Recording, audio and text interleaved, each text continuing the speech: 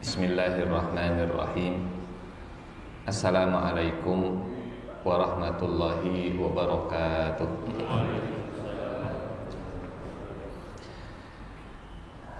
Alhamdulillah. Alhamdulillahirabbil alamin. Alhamdulillahilladzi arsala rasulahu bil huda wa dinil haqqi liyudhhirahu 'alad dini kullihi wa kafa billahi shahida. Asyhadu an la ilaha illallah wahdahu la syarika lah wa asyhadu anna Muhammadan abduhu wa rasuluh.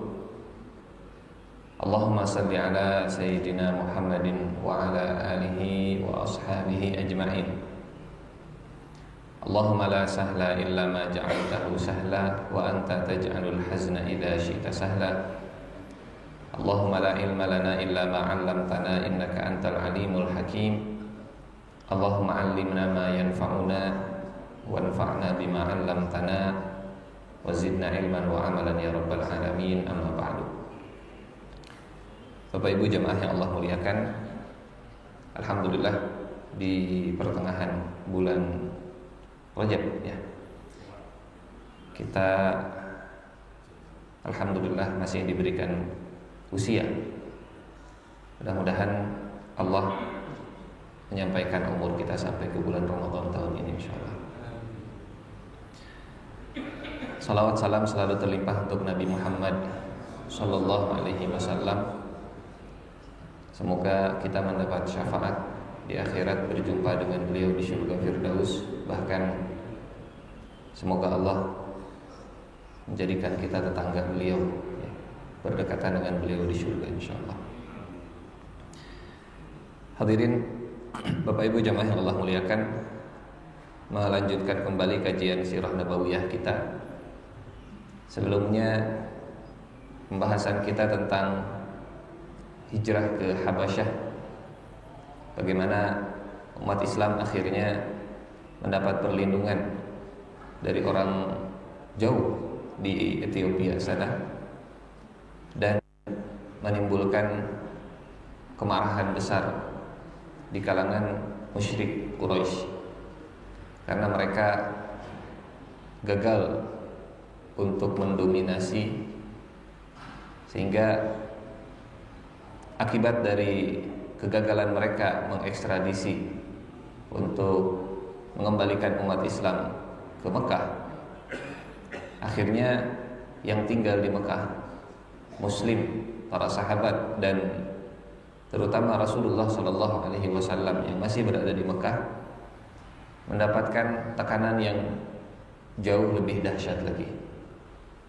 Jadi cerita embargo ini lanjutan atas reaksi musyrikin Quraisy yang gagal mengembalikan para sahabat, ya, dan mereka gagal mendominasi sehingga akhirnya meluapkan amarahnya ke kaum muslimin yang masih berada di Mekah. Dan target utama dari embargo ini memaksa orang-orang yang berada di sekitar Rasulullah Sallallahu Alaihi Wasallam, memaksa kaum muslimin, para sahabat atau musyrik sekalipun, tapi loyalitasnya dan pembelaannya kepada Nabi untuk berlepas diri dan menyerahkan ke orang-orang musyrik. Tujuannya hanya satu: hentikan dakwahnya, jangan lagi bicara tentang la ilaha illallah Muhammadur Rasulullah. Targetnya hanya itu. Dan rencana pembunuhan Rasulullah Sallallahu Alaihi Wasallam, karena targetnya kalau semua orang sudah berlepas diri dari Nabi tinggal sendiri, mudah bagi orang musyrik untuk mengeksekusi Nabi. Tapi ketika orang di sekitar Nabi itu semakin hari semakin bertambah, semakin banyak yang siap membela dan pasang badan melindungi Nabi, semakin sulit elit Quraisy untuk menyentuh Nabi dan mengeksekusi Nabi. Target intinya menghentikan dakwah. Kalau kita lihat Di surat Al-Anfal ada 3 target utama yang dilakukan oleh orang-orang musyrik. Allah menyebutnya dengan makar. Surat Al-Anfal ayat ke-30. A'udzubillahi minasyaitonirrajim. Bismillahirrahmanirrahim. Wa idh yamkuru bika alladziina kafaru liyuthbituka au yaqtuluka au yukhrijuka. Dan ingatlah ketika kafir Quraisy memikirkan daya upaya berbuat makar terhadap engkau. Pertama, liyuthbituka. Secara bahasa yuthbitu dari kata bata yang artinya sabat, tetap, tidak bergerak, tidak bisa ekspansi, tidak bisa membesar, tidak bisa dinamis. Yuthbituk artinya kalau bahasa bebas hari ini dibonsai gitu ya. Dibonsai. Silahkan Anda menyampaikan Islam, tapi nggak boleh besar-besar, nggak boleh nggak boleh punya banyak pengikut. Ada, tapi nggak boleh gede. Itu namanya yuthbituka. Sebagaimana orang yang kalau terjemahan di sini yuthbituka artinya menangkap, memenjara. Menangkap, memenjara, dan orang kalau sudah ditangkap di penjara susah untuk bergerak bebas, tidak punya pengaruh yang besar. Itu ada, tapi nggak boleh besar, dibonsai. Liyuthbituka. Atau kalau sudah dibonsai ternyata masih tumbuh besar, maka strateginya pindah. Alternatif yang kedua, au yaqtuluka, atau dihabisi, baik nyawanya ataupun karakternya. Karakter assassination, dibunuh nama baiknya, dirusak nama baiknya. Au yaqtuluka. Kalau di setting supaya tidak tumbuh besar gagal dan terus tumbuh besar melebar, terus bertambah pengikutnya, maka dihabisi. Kalau ternyata upaya untuk dihabisi juga gagal, bahkan semakin membesar, maka yang ketiga, au yukhrijuka. Untuk dihabisi nggak bisa, maka yang ketiga dikeluarkan dari arena. Silahkan membesar, tapi jangan di sini, di luar sana. Ini wilayah kami, ini wilayah kita. Anda silahkan di luar sana.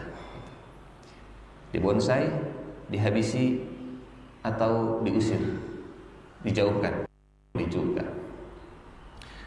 Wa yamkuruna wa yamkurullah wallahu khairul makirin. Kalau kita lihat urutannya, yuthbituka, yaqtuluka, yukhrijuka, ini sesuai dengan yang dialami oleh Nabi dan akan dialami juga oleh umat Nabi. Tahapannya akan selalu sama. Ada tapi tidak boleh besar, membesar kemudian dihabisi, nggak bisa dihabisi akhirnya dikeluarkan dari ring arena. Dan tema embargo Bani Hashim ini masih di yaqtuluka gitu ya. Karena mereka tidak berhasil untuk yusbituka, bahkan mendapat perlindungan dari raja Najasyi gitu ya. Tidak berhasil yusbituka, maka yang berikutnya yaqtuluka. Dan rencana pembunuhan kepada Rasulullah sallallahu alaihi wasallam ini bukan sekali dua kali, berkali-kali. Termasuk peperangan yang berkali-kali juga targetnya adalah pembunuhan kepada Rasulullah. Yang diincar adalah nyawa Nabi. Pernah Rasulullah sallallahu alaihi wasallam diincar oleh Abu Jahal saat sedang sholat. Saat sujud, Abu Jahal ingin melempar batu dari atas sampai Rasulullah sallallahu alaihi wasallam meninggal. Ini karena Abu Jahal melarang aktivitas keagamaan yang lain di depan publik, di depan Ka'bah. Kata Abu Jahal ke Nabi, wahai Muhammad, kalau Anda ingin sholat saja di rumah. Jangan sholat di Ka'bah, karena ini wilayah publik gitu ya. Jangan mengekspresikan agamamu di wilayah publik ini. Kalau di rumah silahkan di rumah. Ara'aital ladzi yanha 'abdan idza shalla. Tidakkah kau perhatikan orang yang menghalangi seorang hamba untuk sholat? Ini Abu Jahal yang menghalangi Rasulullah sallallahu alaihi wasallam sholat di depan Ka'bah. Berkali-kali Rasulullah sallallahu alaihi wasallam sholat di depan Ka'bah, sampai orang musyrik Quraisy yang lain memprovokasi Abu Jahal. Lihat Muhammad, sudah berkali-kali engkau cegah dan larang untuk sholat depan Ka'bah, masih tidak menggubris. Kata Abu Jahal, kalau saya lihat lagi dia Muhammad sholat depan Ka'bah, saya akan lempar dengan batu. Akhirnya Nabi sholat depan Ka'bah. Kata yang lain, lihat Muhammad masih sholat depan Ka'bah. Abu Jahal bawa batu, hampir dekat ke Nabi, tiba-tiba kabur dan lari pulang ke rumah. Yang lain bingung, dikejar Abu Jahal ke rumahnya. Ada apa? Kata Abu Jahal, al-fahl. Ada onta jantan yang mengejar saya. Ada onta jantan yang mengejar saya. Kata mereka, sejak kapan ada onta jantan besar berkeliaran di tengah kota Mekah? Gitu. Mana nggak ada. Mereka tidak melihat, tapi Abu Jahal melihat. Sehingga kata Allah, kalau Abu Jahal mendekat, kalau Abu Jahal mengganggu, lanasfa'an bin nasiyah, nasiyatin kadzibatin khati'ah, falyad'u nadiyah. Kalau dia mendekat, maka kami akan pegang ubun-ubunnya dengan keras, kemudian akan ditarik dan diseret. Lanasfa'an bin nasiyah, nasiyatin kadzibatin khati'ah.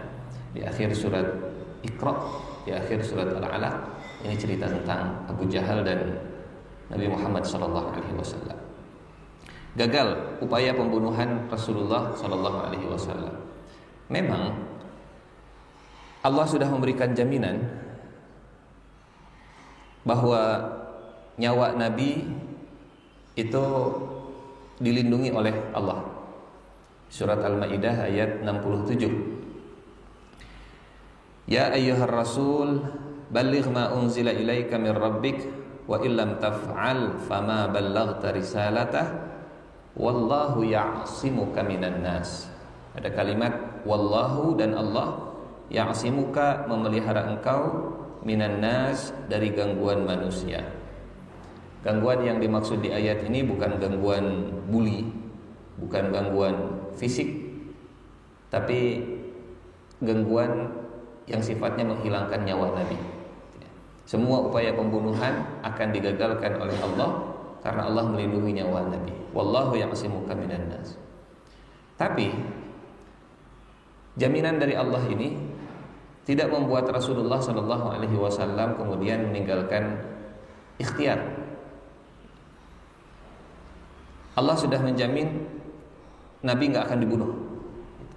Tapi dalam perang, misalnya, Nabi menggunakan strategi terbaik, dan bahkan dalam peristiwa Uhud, baju perangnya itu 2 lapis. Sampai saat Rasulullah tergelincir ke perangkap yang dibuat oleh Abdullah bin Abi Qami'ah, untuk bangun lagi itu kesusahan, berat, saking beratnya baju besi Rasul. Sekilas mungkin seperti kontradiksi. Apa Nabi nggak percaya jaminan dari Allah nggak akan terbunuh? Percaya. Kalau percaya, kenapa sampai harus double baju perangnya? Gitu. Apa Nabi nggak percaya kalau Allah akan menjaga nyawa Nabi saat hijrah? Percaya. Terus kenapa hijrahnya harus sampai maksimal strateginya? Gitu ya. Keluar dari rumah sembunyi-sembunyi, pakai masker, tutup wajahnya, pergi ke Gua Sur yang arahnya ke selatan, sementara Madinah ke utara. Ali bin Abi Thalib disuruh tidur di rumah, operasi penyamaran gitu ya, supaya orang nyangka Rasulullah masih di rumah. Tinggal di Gua Sur selama 3 hari 3 malam supaya orang ngejar sampai ke utara dan gak ketemu. Apa Nabi nggak percaya jaminan nyawa dari Allah akan tetap selamat kalau dari Mekah pergi ke Madinah dengan cara nantang orang Quraisy, sebagaimana Umar bin Khattab yang terang-terangan. Wallahu ya'simuka minan nas adalah jaminan dari Allah, tapi tidak membuat beliau meninggalkan ikhtiar maksimal. Sebagaimana jaminan rizki sudah dipenuhi oleh Allah dan tidak membuat kita meninggalkan ikhtiar untuk menjemputnya. Sama. Wallahu ya'simuka minan nas dengan wa fis sama'i rizqukum wa ma tu'adun. Di langit ada rizki bagi kalian. Setiap bayi usia 4 bulan sudah dijaminkan rizkinya, sudah dipaketkan rizkinya oleh Allah. Tapi ikhtiar tetap maksimal, usaha tetap maksimal. Upaya yang pertama gagal. Yang kedua, nah ini yang akhirnya jadi sebab mereka mengembargo Bani Hashim. Ketika elit Quraisy datang ke Abu Talib meminta untuk menukar Nabi dengan anaknya Walid bin Mughirah. Kata Abu Talib, di mana akal kalian? Saya serahkan Muhammad kepada kalian untuk dihabisi, sementara saya mengurus anak kalian untuk dikasih makan. Barter sih barter, tapi anak saya mati, anak kalian harus saya jaga. Di mana akal kalian? Barter yang nggak masuk akal. Kemudian embargo Bani Hashim yang targetnya juga sama, pembunuhan pelan-pelan. Pembunuhan pelan-pelan karena nanti kita lihat bagaimana para sahabat dan Nabi selama 3 tahun mereka sulit untuk mendapatkan makanan. Kalau bahasa kita, senjata ini dipakai oleh elit Quraisy, musyrik Quraisy, sampai menghalangi kaum muslimin dan yang membela kaum muslimin dari hak asasi yang paling dasar. Dari hak yang paling dasar, hak untuk makan, hak untuk minum, hak untuk hidup.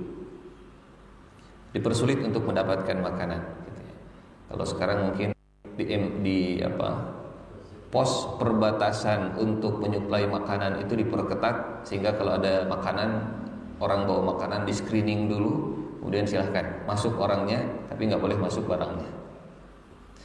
Apa yang dialami oleh Nabi pasti akan dialami oleh umat Nabi, walaupun tidak semua umat Nabi mengalami apa yang dialami oleh Nabi. Bapak Ibu yang Allah muliakan, semua permasalahan kita kalau dikumpulkan dan ditumpuk di satu orang, maka orang itu adalah Nabi. Semua permasalahan kita, semua permasalahan umat Nabi, kalau ditumpuk di satu orang, maka orang itu adalah Nabi Muhammad SAW. Kenapa? Semua permasalahan yang dialami dan akan dialami oleh umat Nabi pernah dialami oleh Nabi. Kenapa yang kita alami? Mungkin apa yang saya alami tidak Bapak Ibu alami, yang Bapak Ibu alami juga belum tentu saya alami, tapi yang semua kita alami pasti dialami oleh Nabi. Karena Allah sudah melantik Muhammad SAW sebagai uswah hasanah. Seorang uswah, seorang suri tauladan, dia harus mengalami apa yang akan dialami oleh umatnya. Laqad kana lakum fi Rasulillahi uswatun hasanah. Bagaimana ceritanya menjadi uswah hasanah kalau tidak mengalami apa yang kita alami? Artinya sirah nabawiyah itu sebagai miniatur kehidupan umat Nabi dan panduan melewatinya dengan cara yang terbaik. Bagaimana lulus dalam melewati ujian, kembali ke kamusnya, dan kamus itu adalah sirah nabawiyah. Mungkin kita tidak mengalami embargo, mungkin kita tidak mengalami perang, mungkin saudara kita di tempat yang lain yang mengalami, tapi Nabi pernah mengalami itu semua. Laqad kana lakum fi Rasulillahi uswatun hasanah. Hijrah ke Madinah juga menghindari pembunuhan, upaya pembunuhan kepada Rasulullah sallallahu alaihi wasallam. Di Madinah Rasulullah juga mengalami banyak sekali upaya pembunuhan, terutama dari orang-orang Yahudi, ya. Dari mulai daging kambing yang diracun, Rasulullah diundang makan ke rumah orang Yahudi.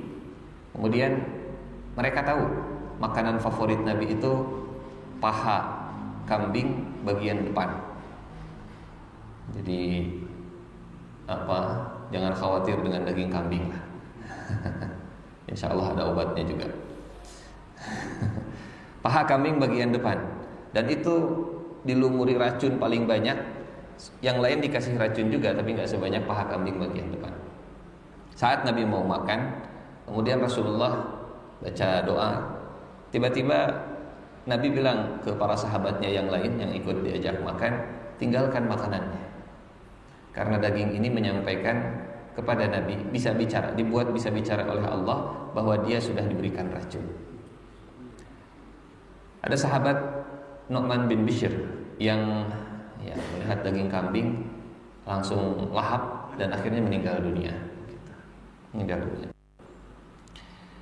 Bukan Ustaz, berarti daging kambing teh bahaya? Enggak bahaya. Yang bahaya mah racunnya.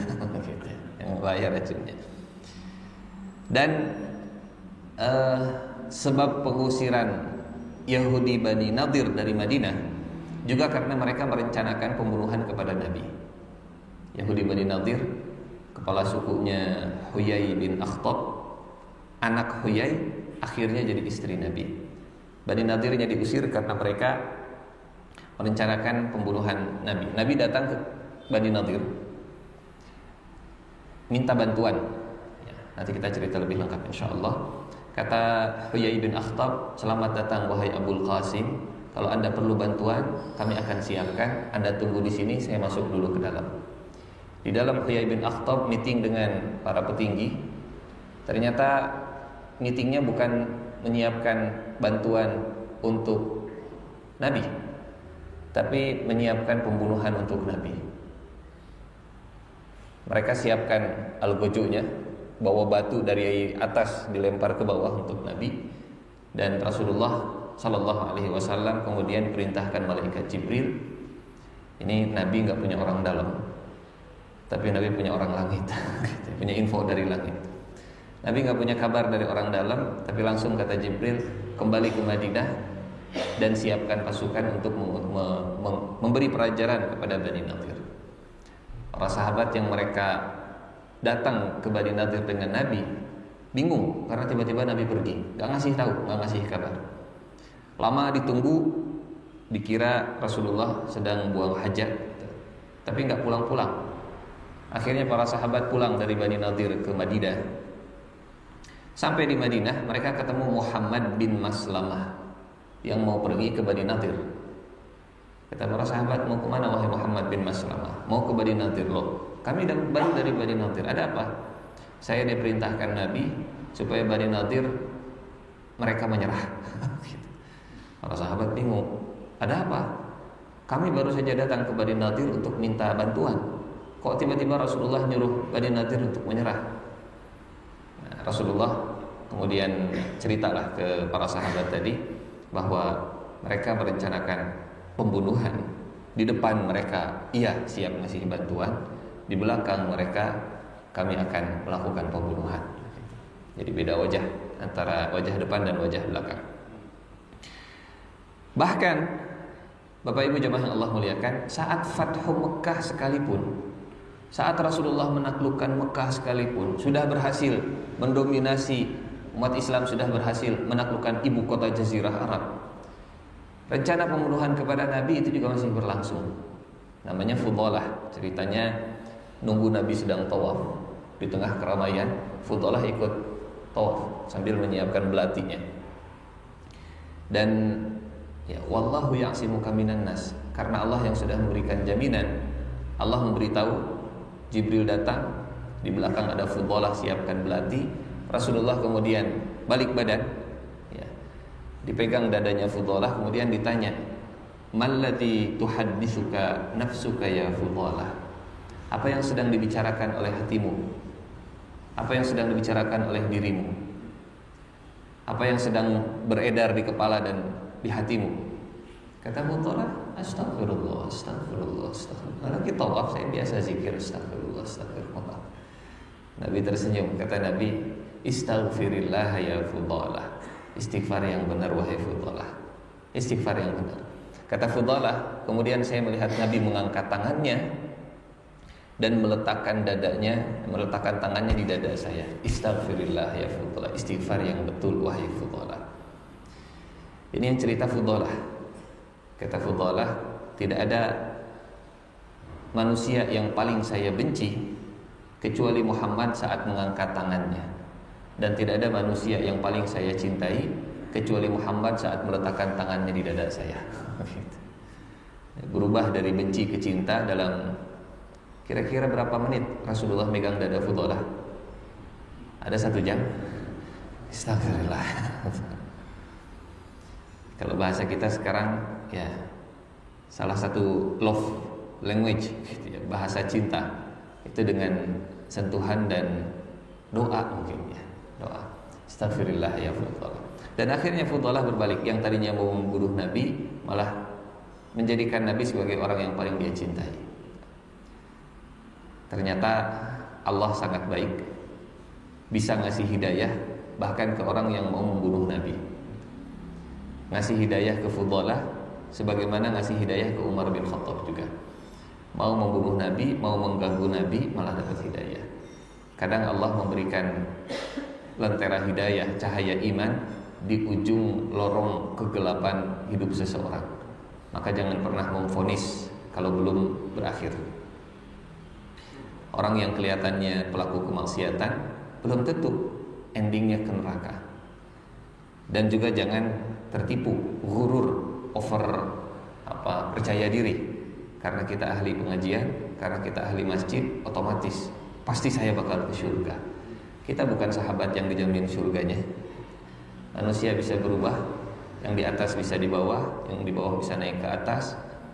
Sampai kata Nabi, ini ceritanya juga bikin bulu kuduk merinding. Ada yang jarak sampai ke surga itu tinggal 1 hasta. Tinggal 1 hasta. Tapi di jarak 1 hasta ini dia balik badan. Ada yang jarak ke nerakanya itu tinggal 1 hasta, tapi jarak 1 hasta ini dia kemudian kembali ke Allah. Di hadis Arba'in nomor ke-4 gitu ya. Sehingga ya pada akhirnya yang bisa membolak-balikan hati, yang menjamin ending dari kehidupan kita cuma Allah Subhanahu wa taala. Selama hayat masih dikandung badan, selama nyawa masih kita miliki atau masih orang lain miliki, selama itu juga masih perubahan. Yang sedang diberikan hidayah terus minta dijaga oleh Allah, la tuzigh qulubana ba'da iz hadaitana. Dan yang sedang nampak di depan mata sedang jauh dari Allah, kita doakan mudah-mudahan bisa kembali ke Allah. Ini kisah Fudalah saat Fathu Makkah dan peperangan demi peperangan. Ancaman pembunuhan tidak mengubah keteguhan Rasulullah memegang nilai-nilai kebaikan. Nah, bagaimana cerita embargo Bani Hashim ini? Setelah Abu Thalib diminta untuk menyerahkan Rasul dan ditukar dengan anak Walid bin Mughirah, kemudian menolak. Kata Abu Thalib, ini kalimatnya Abu Thalib, wallahi, kalau kita masih bingung, berkali-kali rasanya kita sampaikan, Ustaz, kan Abu Thalib teh musyrik, meninggalnya juga musyrik, kok sumpahnya demi Allah? Berarti Abu Thalib percaya ke Allah. Abu Thalib bukan ateis. Abu Thalib bukan orang yang tidak percaya Tuhan. Abu Thalib percaya ke Allah dan percaya kepada selain Allah. Musyrik. Musyrik itu tidak sama dengan mulhid. Musyrik tidak sama dengan ateis. Musyrik itu kalau ditanya siapa yang menciptakan alam semesta, ya Allah atuh. Pertanyaan kayak gitu ini. Siapa yang ngasih rizki? Ya Allah lah, jelas. Oh, bagus. Kalau begitu, yuk atuh kita nurut ke Allah. Oke, heula anan eta mah. Gitu. Jadi mengakui Allah sebagai pencipta, tapi tidak mau tunduk dan ngikut aturan sang pencipta. Itulah yang disebut dengan musyrik. Musyrik itu artinya dualisme. Kalau tauhid itu artinya ya terintegrasi antara pengakuan ketuhanan dengan ketundukan kepada Tuhan. Tauhid satu, mengesahkan Allah.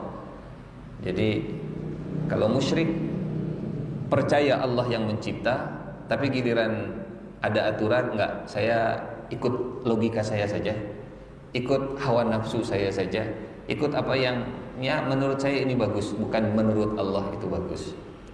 Jadi masalah Abu Thalib bukan tidak percaya Allah, tapi dualisme kepada Allah Subhanahu wa taala.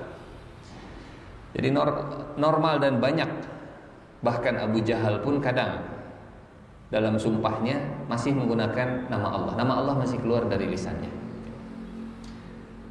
Wallahi, ya, dengan memahami Abu Thalib, Abu Jahal yang seperti tadi, rasa-rasanya kesyirikan itu bukan sekedar menyembah patung dan berhala semata gitu ya. Punten, mungkinkah KTP-nya Islam tapi perilakunya dualisme ke Allah? Sangat mungkin sekali. Sangat mungkin sekali. Wallahi, demi Allah, lau qataltumu, seandainya kalian semua membunuh Muhammad, ma abqaitu minkum ahadan, saya tidak akan membiarkan seorang pun di antara kalian hatta natafana nahnu wa antum, sampai habis di antara kita, kami atau kalian. Abu Thalib walaupun musyrik siap habis-habisan untuk membela Nabi. Bukan karena kesamaan akidah, bukan karena ikatan agama, tapi ikatan keluarga dan fanatisme golongan lah begitu. Tapi Nabi membiarkan Abu Thalib, tidak melarang Abu Thalib, tidak mencegah Abu Thalib. Yang semangatnya pasti bukan semangat ini semangat agama, bukan gitu ya. Bukan karena semangat agama Abu Thalib membela Nabi, tapi ini semangat kekeluargaan, ini semangat persaudaraan, kesukuan, yang Nabi menggunakan itu sebagai perlindungan untuk penyebaran ajaran Islam. Jadi ada kalanya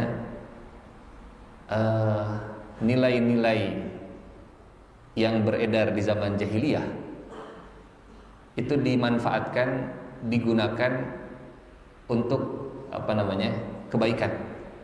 Digunakan untuk kebaikan. Kemudian Abu Thalib menyiapkan 10 pemuda Bani Hashim sebagai algojo. Mereka bawa besi. Kemudian Abu Thalib datang ke elit-elit Quraisy dan mengancam mereka.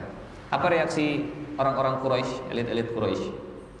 Mereka kemudian berkumpul dan mengancam balik Bani Hashim, mengancam balik Abu Thalib. Akhirnya reaksi Abu Thalib, semua Bani Hashim, muslimnya dan musyriknya, muslimnya dan kafirnya, diperintahkan oleh Abu Thalib untuk kumpul di satu tempat namanya Lembah Bani Amir. Bapak Ibu, Mekah itu dikelilingi banyak gunung. Kata Nabi Ibrahim, inni askantu min zurriyati biwadin ghairi dzi zar'in. Aku tinggalkan anakku, keturunanku Siti Hajar dan Ismail di lembah yang tidak ada tanaman. Kalau kita umroh atau haji, kita lihat di sekitar Ka'bah banyak gunung, walaupun sebagian besar sekarang sudah banyak dipapas begitu ya. Dan karena banyak gunung, maka di antara gunung dengan gunung ada lembahnya. Nah, di salah satu lembah Bani Amir, Abu Thalib meminta semua Bani Hashim untuk kumpul di sana. Kalau ada yang rumahnya tidak di sana, tinggalkan rumahnya, buat rumah di sini, kumpul barang di sini. Pertanyaannya, kalau kita jadi Bani Hashim dan sudah punya rumah jauh dari Bani Amir, dipanggil untuk pindah rumah, kira-kira bakal pindah atau tidak? Kalau Bani Hashimnya Muslim atas nama agama, gitu ya, atas nama agama siap meninggalkan rumah walaupun ini rumah nyaman, siap bikin rumah yang baru walaupun jauh dan belum tentu nyaman di sana. Yang penting kita berkumpul di sekitar Nabi, melindungi Nabi, jadi border menjaga Nabi. Itu kalau Muslim. Tapi tidak semua Bani Hashim Muslim. Bahkan pemimpin Bani Hashim, kepala suku Bani Hashim, Abu Thalib juga bukan Muslim. Semusyrik-musyriknya Bani Hashim, mereka tidak semua percaya dengan agamanya Muhammad SAW, tapi sentimen kekeluargaan, semangat kesukuannya begitu kuat. Dan mereka pindah rumah, mereka kumpul di lembah Bani Amir menjaga satu orang keluarga mereka, Muhammad SAW, kecuali satu orang. Dari semua Bani Hashim, hanya satu orang yang menolak untuk ikut seruan Abu Thalib, menolak untuk pindah dan kumpul di lembah Bani Amir. Siapa orang ini? Abu Lahab. Abu Lahab. Abu Lahab pamannya Nabi. Abu Lahab Bani Hashim. Abu Lahab menolak. Dan ini cara Allah menghinakan Abu Lahab di mata keluarganya sendiri. Abu Lahab gak solider. Abu Lahab gak nurut ke Abu Thalib. Abu Lahab lebih memilih bersama musuh keluarga dibanding bersama dengan keluarga. Sehingga Bani Hashim sendiri melihat Abu Lahab itu di peristiwa ini, Abu Lahab sudah nggak ada nilainya sama sekali. Kumpulah Bani Hashim, muslimnya, musyriknya, mereka meninggalkan rumah yang jauh dari lembah Bani Amir, dan karena mereka sudah kumpul, maka reaksi kafir Quraisy, kalau mereka sudah kumpul, mereka melindungi Muhammad, bahkan bikin border. Jadi Rasulullah setiap malam pindah rumah, tidurnya kadang di sini, tidurnya kadang di sana, dipindah-pindah. Khawatir ada penyusup dari orang-orang musyrik, kemudian mencari Rasul dan Rasulullah dihabisi. Reaksi kafir Quraisy, mereka mengembargo. Dibuatlah kesepakatan, disusun MOU, dipanggil semua pedagang dan politisi Quraisy di depan Ka'bah. Kemudian dibuat kesepakatan bersama. Satu, tidak boleh ada yang memberikan makanan atau menjual makanan ke Bani Hashim dan orang-orang yang menyatakan dukungannya kepada Muhammad SAW. Tapi kalau yang mendukung Nabi kemudian bikin surat pernyataan pakai materai 10.000, saya tidak lagi mendukung Muhammad, silahkan lakukan transaksi dengan mereka, silahkan jual makanan ke mereka. Yang kedua, tidak boleh menikah atau menikahkan anaknya dengan laki-laki Bani Hashim, tidak boleh menikah dengan wanita dari Bani Hashim atau menikahkan anak perempuannya ke laki-laki dari Bani Hashim. Jadi secara sosial di embargo, diisolasi gitu ya. Secara kebutuhan dasar pangannya juga diisolasi, dicegah. Kalau ingin berinteraksi dengan dunia luar, syaratnya cuma satu, bikin surat pernyataan sebagaimana Abu Lahab berlepas diri dari Muhammad. Kalau itu dilakukan, Anda bebas. Dan kalau ada yang menawar dengan harga tinggi dari Bani Hashim atau pengikutnya Muhammad, maka Abu Lahab dan pedagang-pedagang Quraisy yang lain siap menanggung kerugian, siap membeli barangnya jauh lebih mahal. Kalau didramatisasi, diilustrasikan, kalau difilmkan mungkin begini. Datang pedagang dari Syam, datang pedagang dari Yaman. Kemudian Bani Hashim ada yang keluar dari lembah Bani Amir.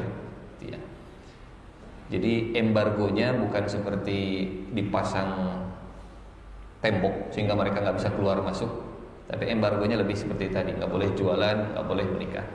Keluar misalnya Bani Hashim dari lembah Bani Amir ke pasar untuk untuk beli makanan.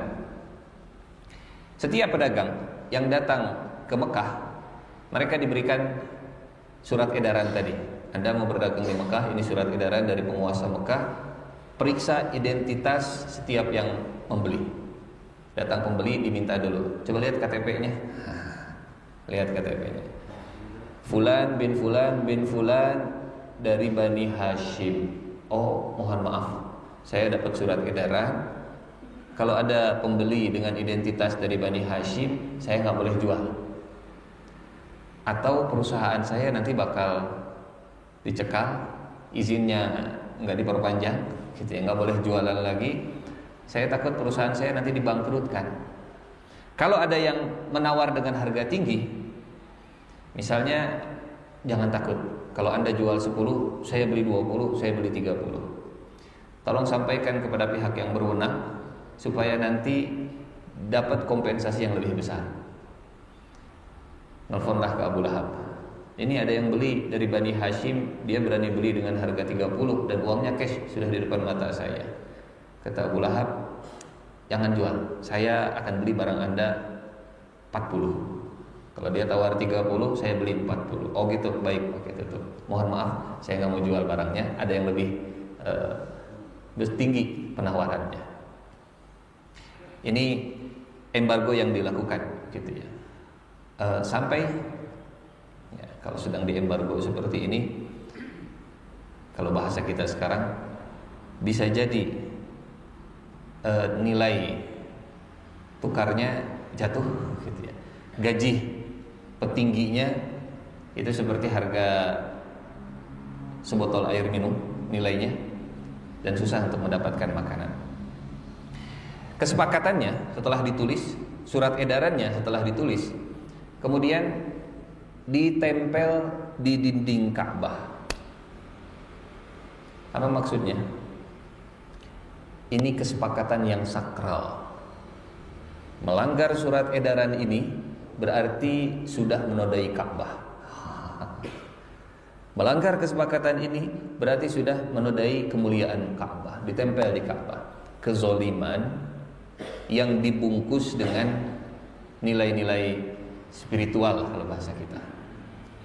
Zolim, tapi covernya ini demi kemuliaan Ka'bah, demi keagungan Ka'bah. Ditempel MOU-nya di depan Ka'bah, diumumkan. Dan karena yang berkuasa mereka sudah membuat kesepakatan seperti tadi, maka para pengusaha dan yang lainnya mereka juga tunduk, manut, patuh.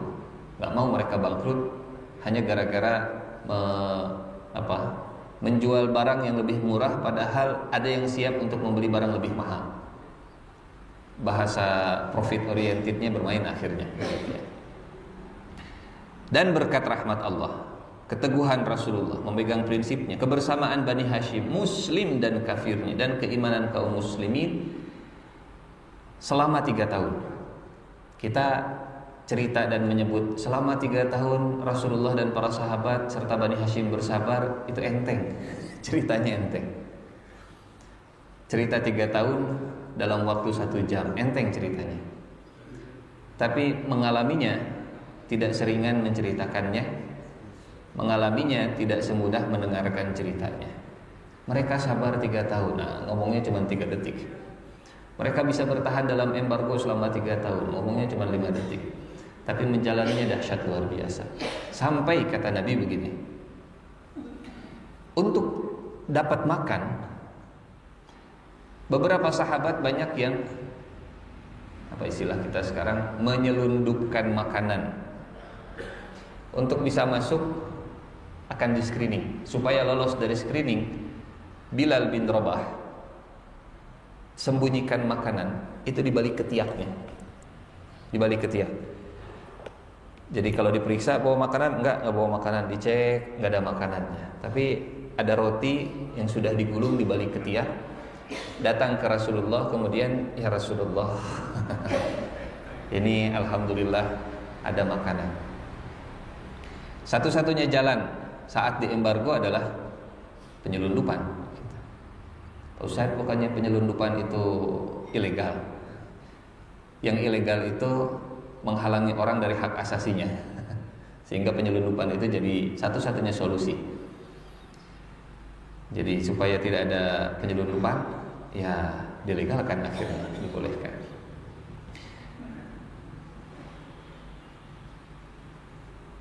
Sarapan nanti kalau roti silahkan cobalah ya. Matang. Tapi keteknya ketek orang lain, bukan ketek sendiri. Simpen ketek orang lain kemudian kasih, silahkan makan. Merasakan embargo selama 3 tahun. Embargo selama 3 tahun. Istri Nabi Khadijah, beliau mendapatkan pengecualian dari orang-orang Quraisy. Kata mereka, wahai Khadijah, Anda ini wanita istimewa, Anda ini wanita mulia, Anda ini wanita suci, Anda ini pedagang yang kami hormati, Anda tidak akan kami embargo. Silahkan perusahaan Anda berdagang, dan Anda nggak perlu ikut-ikutan di lembah Bani Amir. Kami nggak akan mengganggu, kalaupun Anda mau tinggal di rumah Anda sendiri.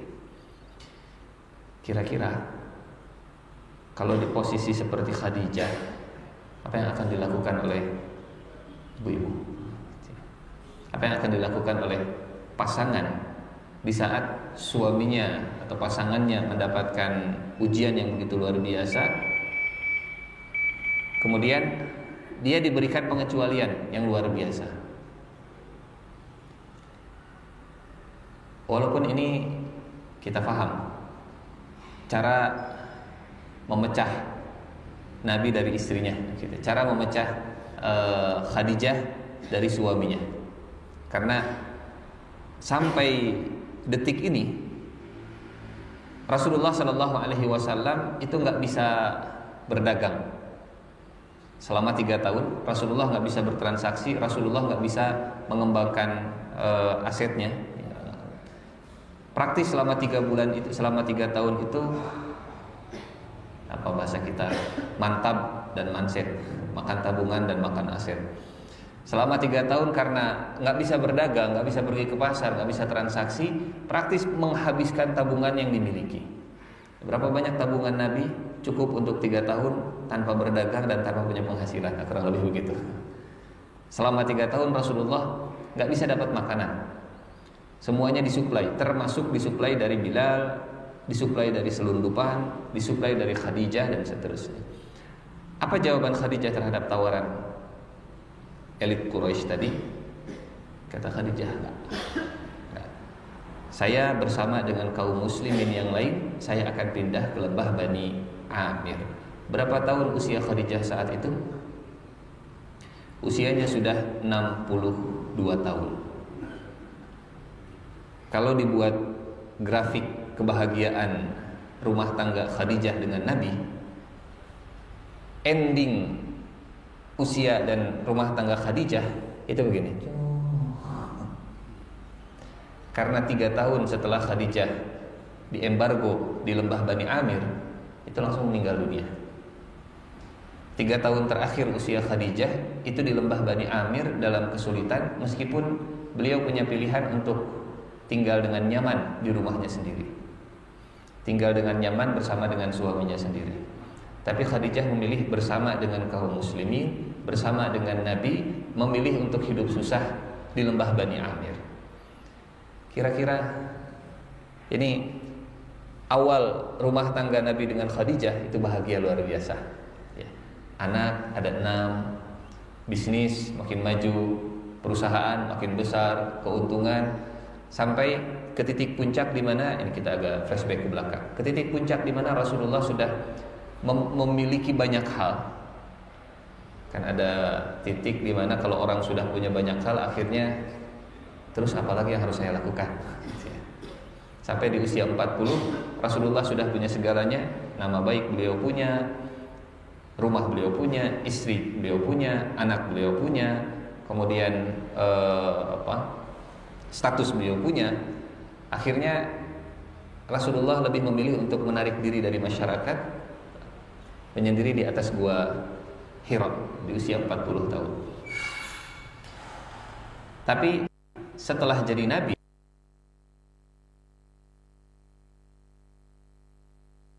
makin berat, dan endingnya meninggal dunia setelah keluar dari embargo. Anaknya dicerai oleh Abu Lahab setelah Rasulullah menyampaikan surat Tabbat yada abi lahabin wa tabb. Anaknya semua meninggal dunia. Khadijah disebut abtar.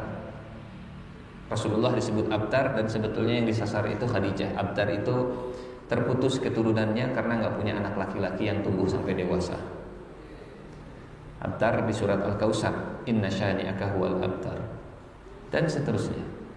Jadi Khadijah memilih bersama dengan kaum muslimin, bersama dengan umat Islam, tetap teguh memegang nilai yang sudah disepakati dari awal dengan Rasulullah sallallahu alaihi wasallam.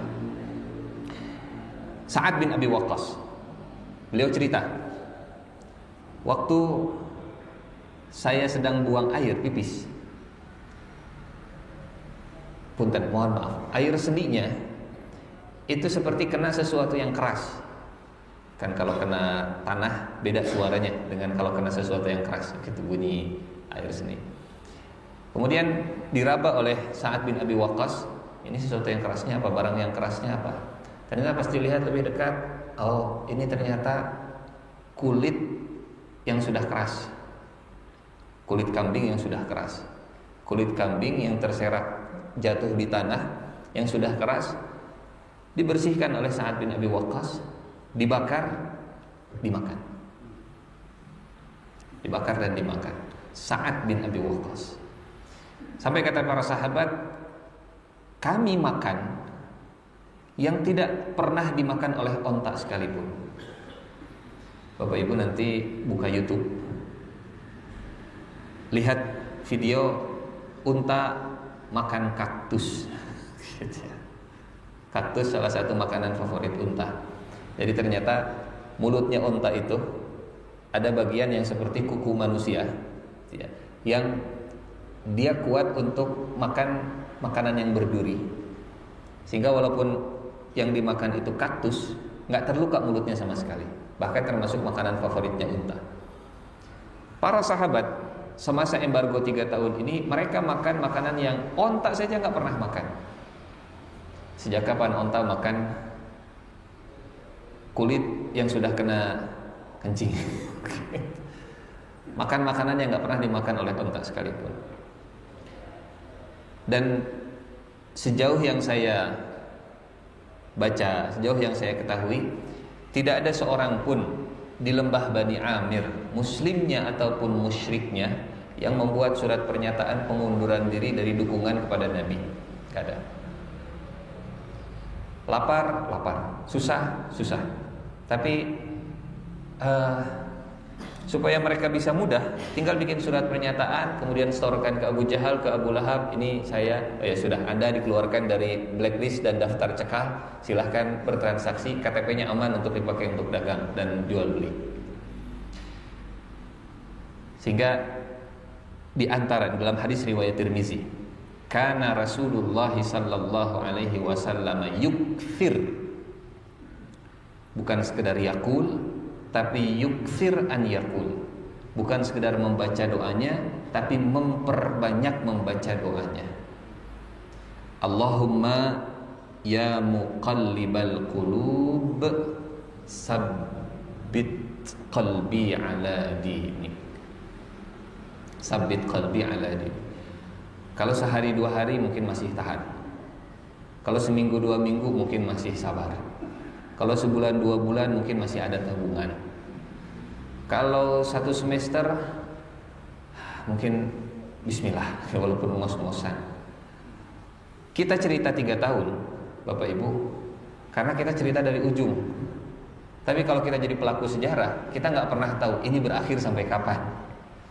Karena di surat edarannya itu tidak disebutkan berapa durasi embargo, ini nggak disebutkan. Disebutkan mungkin ya nunggu, sabar. Sudah 2 tahun, 1 tahun deh, 1 tahun deh. Tapi di surat edarannya nggak disebutkan berapa lama. 3 tahun itu kita cerita karena sudah selesai peristiwanya. Tapi kalau menjalaninya kita nggak tahu kapan berakhirnya. Doa yang paling banyak dibaca oleh Nabi, ya muqallibal qulub, sabbit qalbi ala dinik. Punten, Bapak Ibu yang Allah muliakan, mungkinkah hati Nabi melenceng dari agama Allah? Mungkinkah Nabi murtad begitu? Mungkinkah Nabi, ya Allah, capeklah jadi Rasul teh, resign lah. Mengajukan resign sebagai utusan Allah begitu, karena pusing, capek, lapar dan seterusnya, tantangannya begitu berat. Bahkan seorang nabi pun, bahkan Rasulullah sallallahu alaihi wasallam pun memperbanyak membaca doa ini. Ya muqallibal qulub, sabbit qalbi ala dini. Ahmad bin Hanbal pernah ditanya tentang hakikat hati. Beliau membuat perumpamaan, kalau bahasa sekarang, seperti bola. Setengah jadi cat putih, setengahnya dicat hitam, dilempar ke sungai, dan lihat kapan putih selalu di atas, kapan hitam selalu di atas. Kalau bola sudah hanyut di bawah arus sungai, ya, kadang full putih, kadang setengah putih setengah hitam, kadang begini kadang begitu. Dan memang hati disebut qalbun di dalam bahasa Arab, litaqallubiha. Innama summiyal qalbu qalban litaqallubiha. Qalbu disebut qalbu karena dia gampang berbolak-baliknya, gampang berubahnya. Kalau dalam huruf dalam hukum tajwid ada namanya hukum iqlab. Iqlab itu dari ba jadi ma. Dari ba jadi ma. Mim. Dibacanya bukan mim, bukan min, tapi mim. Itu ba atau ma, tipis-tipis. Mulutnya tidak tertutup rapat jadi mim, juga tidak terbuka jadi mim, juga tidak jelas seperti huruf nun, min, tapi tipis-tipis antara ba, ma, nunnya nggak jelas, mim, tidak min, tidak mim, tengah-tengah. Itulah iqlab. Samar-samar, ini kadieu atau kaditu, bolak-balik. Allahumma ya muqallibal qulub, sabbit qalbi ala dinik. Dan yang harus diwaspadai, kalau seandainya kita ada di lembah Bani Amir, satu, bosan dan capek. Karena 3 tahunnya tidak disebutkan. Ya Rasulullah, sampai kapan kita begini terus? Ya Rasulullah, katanya Allah menjanjikan kemenangan. Mana kemenangan namanya kia? Bosan dan lelah. Yang kedua, waspada dengan tergesa-gesa, istijal dalam mengharapkan hasil. Allah menjanjikan kemenangan, tapi janji kemenangan dari Allah itu waktunya bukan sesuai selera manusia, tapi sesuai selera Allah, sesuai dengan kehendak Allah, waktunya dari Allah. Dan waspada, semangatnya tinggi, tapi tidak mau dibimbing oleh Nabi. Sehingga di surat Al-Ahzab ayat 23, Allah memuji orang-orang yang bertahan bersama Nabi, bertahan dalam agama ini sampai akhir hayatnya. Surat Al-Ahzab 23, A'udzubillahi minasyaitonir rajim, minal mu'minina rijalun sadaqu ma 'ahadullaha 'alaihi faminhum man qadha nahbahu wa minhum man yantazir wa ma baddalu tabdila. Mudah saja untuk membuat alasan sedang diembargo tadi. Ya Rasulullah, kan kita lagi kondisi tertekan, darurat. Ad-darurat tubihul mahzurat ya Rasulullah. Kondisi darurat, ya bolehlah ini mah, dan seterusnya. Tapi ternyata mereka, para sahabat, menjadi contoh, role model, uswah hasanah bagi kita. Mereka tetap bertahan bersama baginda. Dan setelah 1 tahun, setelah 2 tahun, opini publik di Quraisy itu sudah mulai bergeser dan berubah. Ada perubahan pandangan gitu ya. Mereka sudah mulai muncul empati di sebagian tokoh-tokoh Quraisy, di sebagian pedagang-pedagang Quraisy. Sudah mulai muncul rasa kasihan. Kalau di awal-awal mereka semangat, oh ya biarkan mereka kelaparan, biarkan mereka kesusahan, biarkan mereka terisolasi, jangan menikah dengan mereka. Tapi keteguhan, kesabaran, keistiqomahan, komitmen, konsisten, itu membuat kondisi jadi berbalik. Kok bisa ya mereka tahan dalam kesusahan? Nilai apa yang mereka miliki, value apa yang mereka pegang, tetap bertahan walaupun kesusahan. Mulai muncul rasa penasaran, mulai muncul empati, sampai Hisham bin Amr al-Amiri, musyrik. Kalau tadi yang menyelundupkan makanan muslim, sahabat begitu ya. Sekarang ini musyrik yang tidak di lembah Bani Amir, yang di luar lembah Bani Amir, sebagai pedagang. Kok segitunya bikin peraturan? Kok segitunya membuat orang kelaparan? Padahal sama-sama Quraisy, padahal sama-sama penduduk Mekah, sama-sama warga negara Mekah. Kok segitunya ke keluarga sendiri? Kok segitunya ke saudara sendiri? Hisham bin Amr al-Amiri, beliau musyrik, punya keledai. Kemudian keledainya disiapkan makanan, tumpukan makanan. Malam hari keledainya dipukul dan diarahkan ke lembah Bani Amir. Penyelundupan juga gitu. Cuman penyelundupannya itu bukan lewat ketek, bukan lewat ini, tapi milih waktu yang jarang ada orang lihat, bahkan lebih banyak. Dan sudahlah, biarin keledai saya hilang, silakan keledainya diambil, yang penting makanan nyampe ke sana. Dan itu dilakukan berkali-kali. Itu dilakukan berkali-kali sampai akhirnya ketahuan, ketangkep, disiksa Hisham bin Amr al-Amiri, sampai ditanya, "A'anta muttabi'? Engkau sudah jadi pengikutnya Muhammad?" Kata Hisham, enggak, saya bukan pengikutnya Muhammad, saya cuma kasihan. Mereka itu enggak dapat makan sementara kita bala kecerakaan. Sementara kita enak-enakan makan, kita bisa menikah, kita bisa punya pakaian, mereka kesusahan. Saya cuma kasihan. Atas nama kemanusiaan, bukan atas nama agama, atas nama kemanusiaan. Atas nama kemanusiaan. Mereka masih menyiksa sampai datang Abu Sufyan. Ini kalimatnya Abu Sufyan. Da'u, biarkan, jangan disiksa. Rajulun yasilu rahimah. Hisham bin Amr al-Amiri ini masih ingin menyambung silaturahmi, karena masih sama-sama Quraisy, masih ada hubungan kekerabatan juga begitu ya. Da'u rajulun yasilu rahimah. Ini kalimat Abu Sufyan. La tufsidu kulla akhlaqina. Jangan rusak seluruh akhlak kita. Kita memang bermusuhan dengan Bani Hashim, kita memang bermusuhan dengan Muhammad, kita memang bermusuhan dengan semua pengikutnya dan pelindungnya Muhammad, tapi jangan gara-gara itu akhlak kita jadi rusak semua. Statement siapa ini? Orang musyrik, Abu Sufyan. Demi silaturahmi, ya, biarkan, ya, buatlah eksepsi pengecualian atas nama silaturahmi, atas nama kemanusiaan.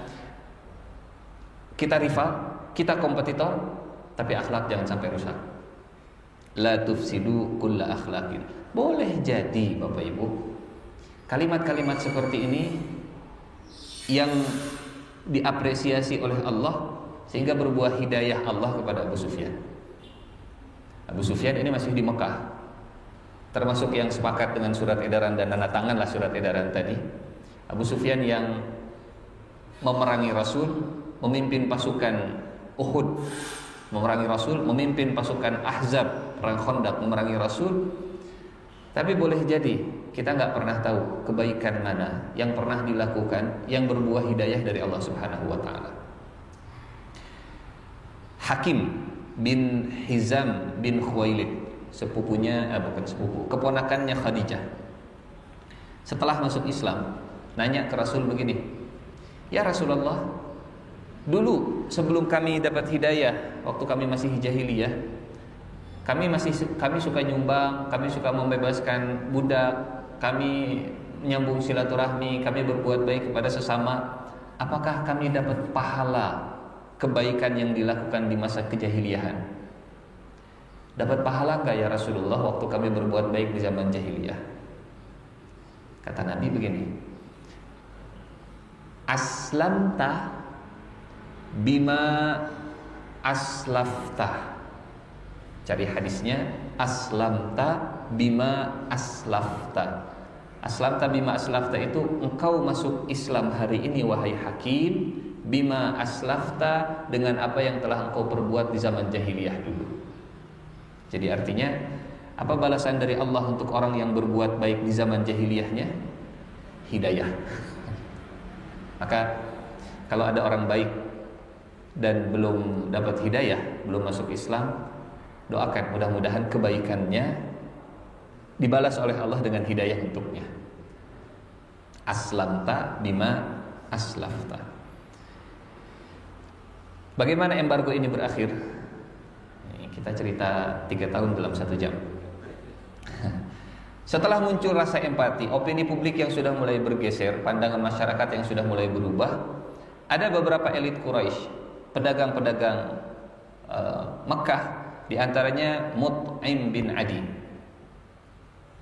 Abul Bukhturi bin Hisham, Hisham bin Amr al-Amiri, Zam'ah, Aswad bin Zam'ah, dan ada beberapa nama yang mereka punya pandangan yang sama. Setelah 3 tahun embargo ini berjalan dan melihat Bani Hashim banyak yang kesusahan dan tetap bertahan, mereka mulai berubah. Cara Allah untuk mengakhiri embargo itu dengan membolak-balikan hati orang musyriknya sendiri. Dibalikan hatinya. Tidak menutup kemungkinan kalau hari ini juga Allah memudahkan untuk membolak-balikan hati. Misal hatinya Donald Trump dibalikan sehingga jadi empati kepada warga Palestina. Mudah bagi Allah, mudah. Yang tadinya di sana sekarang jadi di sini. Yang tadinya antipati sekarang jadi empati. Mudah bagi Allah. Dulunya Mut'im, Bukhturi, Hisham di posisi berseberangan, tapi seiring dengan waktu kok mereka bisa bertahan, akhirnya muncul empati. Dan mereka kemudian kumpul, menyatukan pandangan, sepakat bahwa surat edaran embargo itu satu kesalahan. Ini menghancurkan kemanusiaan dan merusak nama baik Quraisy di depan yang lain. Bagaimana mungkin orang lain datang ke Mekah haji dikasih makan, rifadah, siqayah. Orang lain datang ke Mekah dikasih minum, sementara penduduk Mekah sendiri yang Bani Hashim itu anak tokoh. Bani Hashim itu keluarganya Abdul Muttalib. Mereka nggak dikasih makan, mereka nggak dikasih minum. Baik ke orang luar, tapi jahat ke orang dalam. Apa kata dunia kalau orang lain tahu dengan perbuatan kita? Ini salah nih, salah dalam strategi dan seterusnya. Akhirnya mereka sepakat nanti saat meeting bersama Abu Sufyan, Abu Jahal dan kawan-kawan, kita bagi tempat. Hisham di sana, Abul Bukhturi di sini, Mut'im di sini, dan beberapa teman-teman mereka menyebar. Kemudian nanti saat sedang meeting dengan yang lain, tolong bersuara bahwa surat edaran ini harus segera dihapuskan. Surat edaran, betul, setuju, surat edaran ini harus segera diakhiri, supaya opini publik terbangun bahwa suara-suara yang bermunculan itu sekarang sudah menginginkan embargo ini berakhir. Besoknya meeting, kemudian muncul suara dari Mut'im bin Adi. Kata Mut'im, sudah 3 tahun kita mencegat makanan, melarang makanan untuk Bani Hashim. Menurut saya ini sudah waktunya untuk mengakhiri embargo. Dari sayap kanan Mut'im bin Adi bicara, dari sayap kiri Abul Bukhturi bicara, benar-benar saya setuju dengan Mut'im bin Adi. Dari depan kemudian Hisham bin Amr bicara, betul, saya juga setuju dengan keduanya. Dari arah yang lain bicara. Yang bicara itu cuma segelintir orang, tapi karena menyebar, akhirnya opini yang terbangun adalah, oh, dari berbagai penjuru banyak orang yang bersuara penolakan terhadap embargo ini. Abu Sufyan dan Abu Jahal pinter. Ini yang bicara cuma segelintir, Tapi dari semua penjuru ini pasti sudah direncanakan sebelumnya. Dan itulah mungkin yang sering terjadi begitu ya. Yang vokal mungkin cuma beberapa orang, tapi mungkin bicaranya menyebar. Jadi kesannya, oh di sana mereka bicara, di sana mereka bicara, padahal minoritas. Cuman karena ngomongnya vokal, opini yang terbangun itu seperti, oh mayoritas sepertinya seperti ini. Nah, ya mungkin kalau bahasa kita sekarang cara membangun opini publik walaupun kita minoritas. Yang penting mah vokal dan nyebar di mana-mana. Mungkin yang bersuara itu cuma satu orang di media sosial, tapi karena akunnya ada banyak, jadi sepertinya banyak yang berbicara. Sampai akhirnya di saat orang-orang musyrik mereka sedang meeting, suara-suara tadi muncul di lembah Bani Amir. Rasulullah SAW menyampaikan kepada Abu Talib, wahai pamanku, Allah memberitahukan kepada Tuhanku, mengabarkan kepadaku surat edaran yang ditempel di Ka'bah itu semuanya sudah dimakan rayap, yang tersisa tinggal kalimat Bismikallahumma. Kalimat Bismikallahumma. Kalau kita Bismillahirrahmanirrahim, kalau mereka menulisnya Bismikallahumma. Rasulullah SAW tidak pernah masuk ke Ka'bah selama di lembah Bani Amir. Tapi bahkan orang-orang musyrik mereka juga nggak pernah ngecek apakah surat edarannya yang ditempel di Ka'bah yang aslinya, karena yang diedarkan mungkin itu kopiannya, apakah masih nempel, apakah masih ada, nggak pernah dicek. Karena yang nempel di Ka'bah itu ada banyak, Bapak Ibu. Yang nempel di Ka'bah itu ada namanya mu'allaqat. Mu'allaqat itu syair-syair yang bagus-bagus. Juara lomba syair di Suq Ukaus, syairnya bagus kemudian ditulis, yang bagus kemudian ditempel di Ka'bah. Jadi Ka'bah seperti mading zaman dulu, tempel sana, tempel sini, tempel sana, tempel sini. Dan di dalam Ka'bah itu ada lukisan Nabi Ibrahim yang sedang main judi undian. Saat Rasulullah Fathu Mekah membersihkan, kata Nabi, terkutuklah orang yang membuat gambar Nabi Ibrahim ini. Ada banyak tempelan di Ka'bah. Jangan bayangkan Ka'bah itu polos begitu ya, hanya kain kiswah saja. Ada banyak tempelannya. Sehingga saat Rasulullah menyampaikan bahwa surat edaran itu sudah dimakan, itu artinya elit-elit Quraisy mereka selama 3 tahun nggak pernah ngecek masih ada nggak surat edarannya, masih ada nggak surat edarannya. Abu Talib kemudian keluar dari lembah Bani Amir dengan beberapa pemuda, datang ke meetingnya orang-orang Quraisy yang tadi sedang ribut dengan penolakan-penolakan. Lihat bagaimana skenario Allah yang begitu indah. Di saat Allah membalikkan hati beberapa tokoh Quraisy, di saat yang sama rayap itu sedang memakan kertas perjanjian tadi, surat edaran tadi. Di saat yang sama Jibril kemudian memberikan kabar ke Nabi. Jadi mukjizat itu datang di waktu yang tepat, pas. Abu Talib datang dengan pemuda, ini meeting sedang berlangsung. Saat mereka melihat Abu Talib, mereka memandang begini, lihat Abu Talib datang, mungkin dia mau menyerah. Anda ini wahai Hisham, wahai Abul Bukhturi, wahai Mut'im, Anda ini tidak mau, Anda ini malah mengalah kepada mereka. Lihat Abu Talib datang.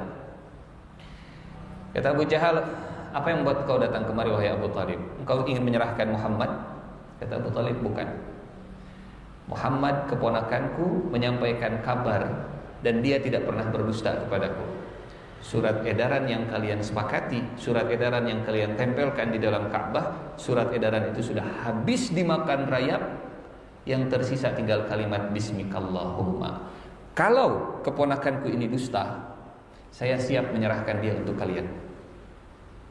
Tapi kalau keponakanku ini benar, maka kalian harus tahu bahwa yang memerintahkan rayap untuk memakan surat edaran itu adalah yang mengabarkan kepada keponakanku. Allah, kalian percaya Allah? Percaya. Allah yang memerintahkan rayap, Allah yang mengabarkan kepada Muhammad. Kalau benar, maka Allah yang melakukan itu semua. Kalau Muhammad dusta, saya serahkan Muhammad kepada kalian. Mereka terima tawarannya dan Ya, saat mereka masuk ke Ka'bah, dibuka pintu Ka'bah, semua melihat apa yang terjadi. Kertasnya, dokumennya sudah habis dimakan rayap. Sudah habis dimakan rayap. Tapi yang jadi pertanyaan, apakah mereka beriman ke Nabi? Nggak, mereka nggak beriman. Banyak yang tetap tidak beriman ke Nabi. Dan ini yang Allah firmankan di surat Al-Qamar. Betapa sering tanda-tanda kekuasaan Allah itu dinampakkan, ditunjukkan, tapi mereka komentarnya di ayat yang kedua. Wa iyarau ayatan yu'ridu wa yaqulu sihrum mustamir. Muhammad ini memang seorang penyihir yang handal luar biasa. Yu'ridu, berpaling, tidak mau beriman, menolak kebenaran, denial, enggak mau mengakui. Wa yaqulu sihrum mustamir, bahkan memberikan stigma buruk kepada Nabi, menyebut Rasul sebagai seorang tukang sihir. Bapak Ibu yang Allah muliakan, nama-nama ini, Mut'im, Abul Bukhturi, Hisham bin Amr, mereka punya jasa. Walaupun yang memakan, yang menghanguskan dokumen, yang menghilangkan dokumen itu rayap, gitu ya. Tapi Rasulullah Shallallahu Alaihi Wasallam tidak pernah melupakan jasa dan kebaikan siapapun, walaupun dia musyrik. Waktu perang Badar, Nabi menawan 70 perwira tinggi musyrik, 70 tawanan. Kemudian kata Nabi di depan para sahabat, seandainya Mut'im bin Adi masih hidup, saya akan serahkan 70 tawanan ini kepada Mut'im. Terserah Mut'im mau diapakan. Jasa Mut'im diakui oleh Rasulullah Sallallahu Alaihi Wasallam. Waktu mau perang Badar, kata Nabi kepada sahabat, kalau kalian menemukan Abul Bukhturi bin Hisham, jangan dibunuh. Kalau Abul Bukhturi bin Hisham ada di barisan orang-orang musyrik dan ikut berperang di Badar ini, jangan dibunuh. Kenapa ya Rasulullah? Rasulullah cerita peristiwa ini, gitu ya. Ternyata betul Abul Bukhturi ikut dalam barisan musyrik di perang Badar dan bertemu dengan seorang sahabat. Banyak sahabat yang, siapa ini Abul Bukhturi? Abul Bukhturi sudah pergi. Abul Bukhturi pergi. Sampai Abul Bukhturi bingung sendiri. Ini kenapa nggak ada yang mau melayani saya? Sampai ada seorang sahabat yang saat lihat Abul Bukhturi mereka lari, dikejar oleh Abul Bukhturi. Saat dikejar, kenapa anda lari? Kata sahabat ini, Nabi memerintahkan kami kalau bertemu dengan Abul Bukhturi jangan diperangi, tinggalkan. Kenapa? Sahabat ini cerita, jasamu di Mekah saat embargo diapresiasi oleh Nabi. Ya, memang hidayah di tangan Allah. Kebaikannya sudah diapresiasi oleh Nabi, sudah dibuat regulasi, nggak boleh mengincar Abul Bukhturi bin Hisham. Memang karena perang zaman dulu masih bisa mengidentifikasi musuh, begitu ya. Kalau perang zaman sekarang kan pakai senjata pemusnah massal, jadi mau sipil mau militer habis semuanya, hajar semuanya. Sampai sahabat ini dikejar Abul Bukhturi bin Hisham dan di posisi terdesak, kepepet, sehingga sahabat ini melindungi diri, akhirnya terpaksa memerangi Abul Bukhturi sampai Abul Bukhturinya terbunuh. Sahabat ini pulang ke Rasulullah nangis karena sudah melanggar aturan dari Nabi. Kata sahabat ini, ya Rasulullah, maafkan saya sudah menghindar dari Abul Bukhturi, tapi Abul Bukhturi mengejar saya, Abul Bukhturi mengancam nyawa saya membela diri dan saya terpaksa untuk bisa bebas, untuk bisa lepas, akhirnya Abul Bukhturi yang saya bunuh. Kata Rasulullah, enggak masalah, engkau sudah melakukan perintah, dia yang memaksa untuk memerangi kita. Ini cerita Abul Bukhturi bin Hisham, cerita Mut'im bin Adi, dan cerita Hisham bin Amr al-Amiri, gitu. Dan boikot berakhir dengan kemenangan kaum muslimin dan Bani Hashim. Tapi ya, kadang di kemenangan dibaliknya ada kesedihan. Rasulullah SAW kehilangan dua orang yang sudah membersamai di masa-masa susah. Persis setelah embargo Bani Hashim ini, dua orang yang menjadi backup Nabi dalam berdakwah, satu backup politik, satu backup finansial, satu Abu Talib, satu Khadijah, yang satu di luar rumah, yang satu di dalam rumah. Dua-duanya meninggal di bulan yang sama, di tahun yang sama setelah embargo Bani Hashim. Inilah yang kita kenal dengan peristiwa Amul Huzn, tahun kelabu, tahun kesedihan.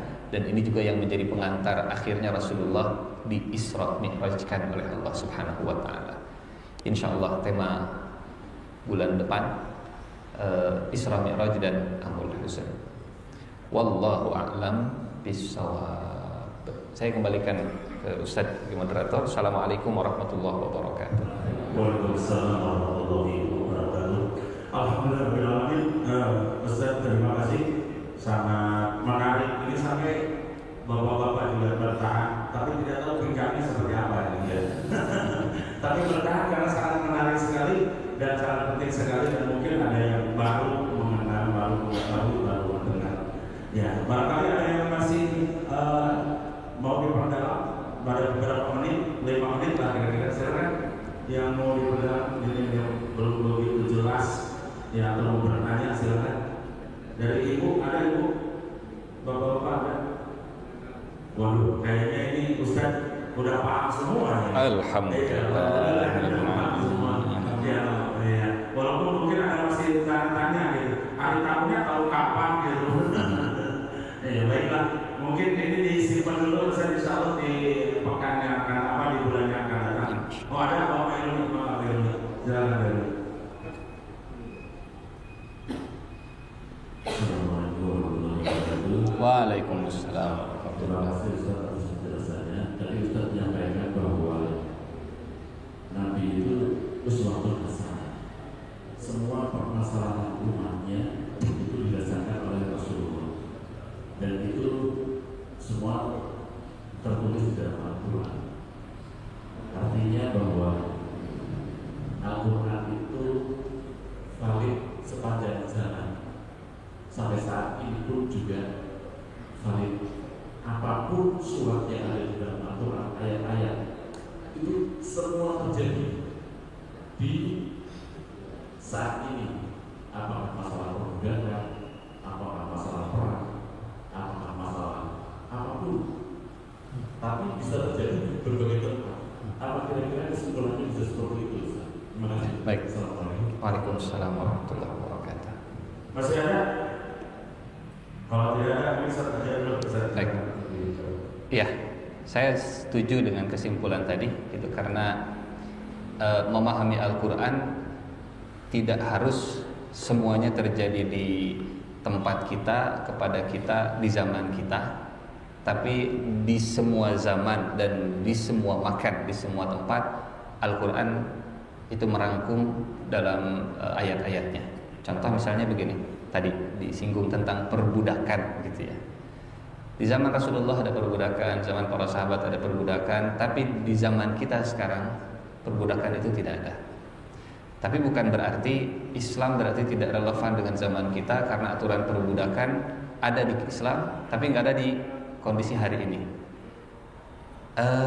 Mungkin kalau perbudakan yang difahami zaman dulu tidak ada, tapi nilai-nilai perbudakannya boleh jadi masih ada gitu ya. Boleh jadi masih ada. Sehingga kalau misal contoh, kalau salah satu amal soleh itu adalah membebaskan budak, mungkin hari ini nilai membebaskan budak bisa difahami membebaskan orang yang tercekik dari pinjaman online gitu ya, karena dia merasa diperbudak dengan pinjaman tadi oleh orang lain, contoh. Atau ini kebiasaan Utsman bin Affan, kebiasaannya kalau hari Jumat sebelum Jumatan membebaskan budak satu. Atau misalnya lihat, oh ini burung-burung disangkar, harusnya bisa hidup bebas, membebaskan budak, membebaskan burung lah kalau versi kecilnya misalnya begitu ya. Jadi betul bahwa semua yang ada di dalam Al-Quran pasti terjadi kepada umat Al-Quran, meskipun tidak harus terjadi kepada kita atau lingkungan kita. Contoh, di dalam Al-Quran ada cerita Nabi Lut dan permasalahan kaumnya. Apakah masalah umat Nabi Lut terjadi kepada umat manusia hari ini? Ya, terulang lagi. Di mana ada Qur'annya, di mana ada ceritanya di Al-Quran, pasti akan ada ceritanya di umat Al-Quran. Kalau Nabi Sulaiman misalnya diceritakan beliau bisa berbicara dengan burung. Mungkinkah ini jadi isyarat bahwa kita itu bisa berkomunikasi dan memahami bahasa-bahasa hewan? Walaupun itu mungkin sebuah mukjizat yang luar biasa, ilmu yang Allah kasih, tapi mungkin versi mininya menurut kita mungkin nggak sih kalau kita itu bisa ngerti research analisa, oh kucing kalau ngomong miau miau miau miau, oh artinya lagi pengen makan. Kucing kalau bilang begini di media sosial sekarang itu lagi ada postingan aplikasi, kita ngomong A terjemahkan ke bahasa kucing, kucingnya kayak yang ngerti gitu. Kucingnya kayak yang ngerti. Itu kan versi kita yang mininya begitu ya. Saat Nabi Sulaiman bisa, kalau Nabi Sulaiman itu langsung tektokannya dengan burungnya. Kalau manusia ya ada perantaranya lah begitu dengan Allah. Rasulullah Shallallahu Alaihi Wasallam beliau Isra Mi'raj dengan buruk. Versi mininya kita, alat transportasi yang tidak secepat buruk, tapi juga tidak selambat onta, keledai atau kuda. Allah berikan kita wawasan, ilmu, ada yang namanya pesawat jet, pesawat tempur, helikopter dan seterusnya. Versi mininya. Di mana diceritakan di Al-Quran, versi mininya, kemudian manusia membuatnya dan Allah menakdirkan itu terjadi ke kita. Di Al-Quran ada cerita Fir'aun. Akankah terulang cerita Fir'aun ke umat manusia hari ini? Ada. Di Al-Quran ada cerita Qabil dan Habil, keluarga, adik kakak, bunuh-bunuhan, sama-sama anak Adam. Mungkinkah terjadi? Mungkin. Di Al-Quran ada cerita 10 kakaknya menjual dan melemparkan adiknya ke dalam sumur. Mungkinkah itu terjadi? Rivalitas, sibling rivalry, rivalitas untuk merebut perhatian orang tua sampai adiknya ditenggelamkan. Semua kisah, semua nilai, semua peristiwa. Di Al-Quran ada surat namanya surat wanita curhat, surat Al-Mujadilah. Datang ke Rasulullah komplain tentang suaminya yang sudah menzihar istrinya. Turun surat Al-Mujadilah ayat pertama, isinya kalau terjemahkan bahasa sekarang, karena wanita butuh didengar. Turun surat Al-Mujadilah ayat pertama, 3 kali Allah memastikan sami'a yasma'u sami'u. Qad sami'allahu qawlan lati tujadiluka fi zawjiha wa tashtaki ila Allah wallahu yasma'u tahawurakuma innallaha sami'un basir. Di Madinah, di Al-Quran ada surat Al-Munafiqun. Di Al-Quran ada surat dan seterusnya begitu ya. Jadi sangat benar sekali kesimpulan tadi bahwa Al-Quran merangkum semua peristiwa yang terjadi di seluruh tempat dan di semua waktu, meskipun tidak harus terjadi semuanya di kita atau di lingkungan kita. Wallahu a'lam bishawab. Terima kasih. Masih ada? Oh iya, ada. Silakan Pak. Ya. Dipercepat langsung pertanyaan sama waktu. Assalamualaikum warahmatullahi wabarakatuh. Waalaikumsalam warahmatullahi wabarakatuh. Saya mau bertanya kepada Ustaz tentang sholat ya, kan ada itu kayak sholat kayak malam ya. Itu pertanyaan saya, kenapa ada orang sholat tapi tidak ngomong, terus mungkin hiburan ya, ini gaya banget gitu. Nah itu kenapa bisa begitu? Kemudian orang kafir itu kan sukanya kalau buat pengumuman itu kan yang jelek-jelek ya, dan nanti akhirnya ya Allah azan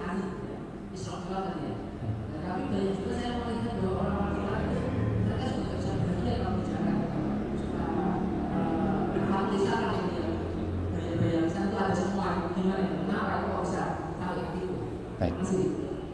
Iya. Bismillahirrahmanirrahim. Bapak Ibu yang Allah muliakan, yang diperintahkan itu bukan mengerjakan sholat, tapi menegakkan sholat. Iqamatus sholat itu membawa nilai-nilai sholat dalam kehidupan dan keseharian.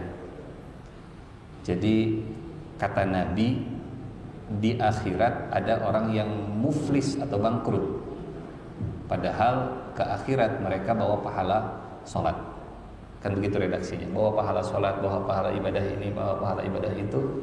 Tapi di saat yang sama banyak korban kezaliman karena lisan dan tangannya, mencaci si fulan, memukul si fulan, mengambil harta si fulan, menumpahkan darah si fulan. Kok bisa sholat dia sholat, saum dia saum, tapi dia tetap zalim kepada sesama? Ini karena esensi dari ibadahnya itu tidak dituangkan dalam akhlaknya, dalam kesehariannya. Sehingga bukan salah sholatnya, tapi cara dalam menunaikan sholatnya. Karena kalau sholatnya itu ditegakkan, inna sholata tanha anil fahsyai wal munkar. Jadi terus ditingkatkan kualitas sholatnya dan nilai-nilai sholatnya dibawa dalam keseharian. Punten, terakhir, apakah orang munafik sholat bersama Nabi di zaman Nabi? Iya. Apakah mereka selamat dari kemunafikannya? Enggak juga.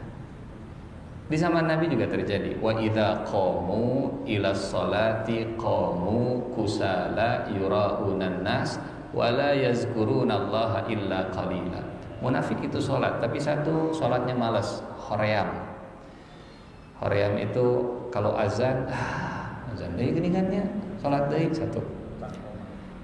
Can komat, beres komat can Fatihah, beres Fatihah can dan seterusnya. Yang kedua, saat dia sholat, Allah tahu isi hatinya, walaupun manusia cuma melihat zahirnya. Dia sholat supaya orang melihat saya bahwa saya juga ikut sholat. Yura'unan nas. Tujuannya supaya, ya masa apa kata orang kalau saya nggak kelihatan sholat. Dua. Nah, bab hati ini yang kita nggak bisa prediksi dan nilai. Yang ketiga, wala yazkurunallaha illa qalila. Setelah sholat zikirnya sedikit, likam, likum, gajlek. Wala yazkurunallah, sedikit dalam berzikirnya. Jadi ya mungkin dia sholat tapi tidak menegakkan sholat, sehingga tanha anil fahsya wal munkarnya tidak efektif, tidak berjalan. Bukan salah sholatnya, tapi salah dalam menunaikan dan menegakkan sholat. Wallahu a'lam bishawab. Dari ibu-ibu ada pertanyaan, Bu? Ada pertanyaan?